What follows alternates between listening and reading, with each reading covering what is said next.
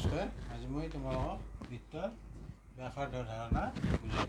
চোৱা, বৃত্তৰ ব্যাসাৰ্ধ বৃত্তৰ পৰিধিৰ যিকোনো এটা বিন্দু আৰু কেন্দ্ৰবিন্দু সংযোগী ৰেখাখণ্ডক বৃত্তটোৰ ব্যাসাৰ্ধ বোলে।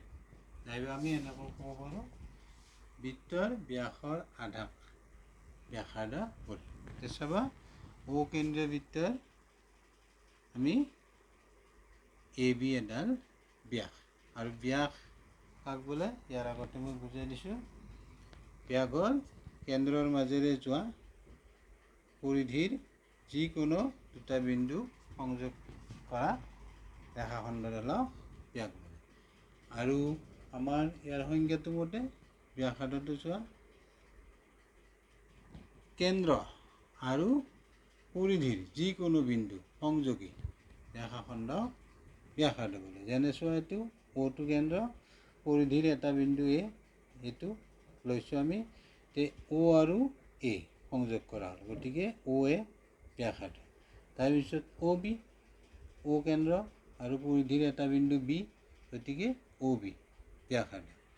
তাৰপিছত চাবা, এটা বৃত্তৰ সকলোবোৰ ব্যাসাৰ্ধই সমান, অৰ্থাৎ অ' এ সমান অ' বি, আৰু অ' এ সমান আমি আৰ লৈছোঁ, আৰু অ' বি সমানো আৰ এ হ'ব, যিহেতু অ' এ সমান অ' বি। হ'লা বুজি? চাবা, অকেন্দ্ৰীয় বৃত্তৰ অ' এ সমান অ' বি সমান ব্যাসাৰ্ধ। ব্যাসাৰ্ধটো আমি কি ল'লোঁ? R, small R. Next, অকেন্দ্ৰীয় বৃত্তৰ A B ব্যাস, কেন্দ্ৰৰ মাজেৰে যোৱা জেডালক ব্যাস বোলে, এ বি ব্যাস। ব্যাসক আমি ডিৰে বুজালোঁ। তেতিয়া লিখিব পাৰোঁ এ বি সমান অ' A plus O' B, O' A plus O' B.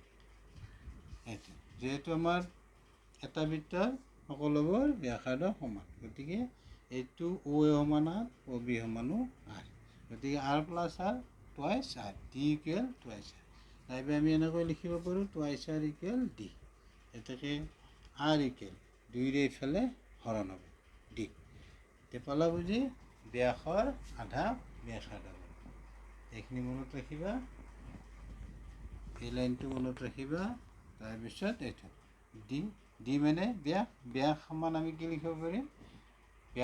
ব্যাসাৰ্ধৰ দুগুণ, আৰু ব্যাসাৰ্ধ মানে লিখিব পাৰিবা ব্যাসৰ আধা, আৰু ব্যাস মানে লিখিব পাৰিবা ব্যাসাৰ্ধৰ দুগুণ।